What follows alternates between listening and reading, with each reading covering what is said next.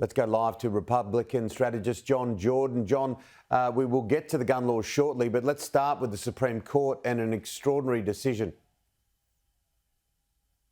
Yes, today was a day that was dreaded and hoped for, depending which side of it you were on.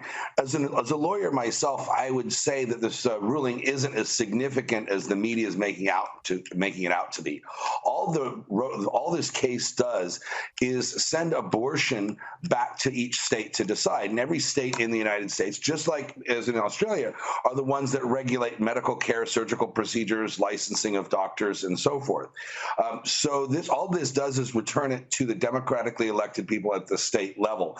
It doesn't by itself change any abortion laws nationally. So, John, fill us in. Is it those traditional red states that will be quick to ban abortion? No, actually, the red states are probably going to be more restrictive on it because that's the consensus of the people that live there.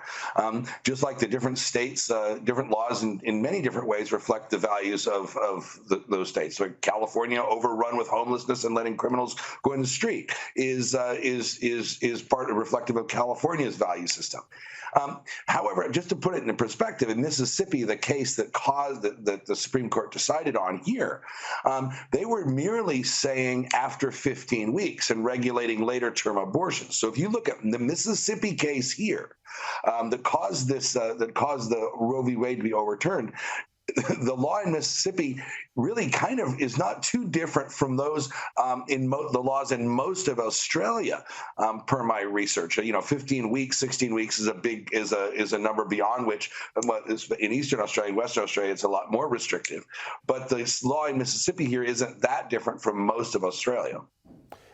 It's a legacy decision in a way because of Donald Trump appointees on the Supreme Court. Yeah, I mean, there were vacancies there, and they were appointed by President Trump. President Biden has just appointed one Supreme Court justice. That's the way our system works. But in this case, the court, in fact, Ruth Bader Ginsburg, the liberal leftist lioness of the court, who was revered by many on the left in the United States, herself said that Roe v. Wade was poorly reasoned. There is no mention of abortion in the Constitution.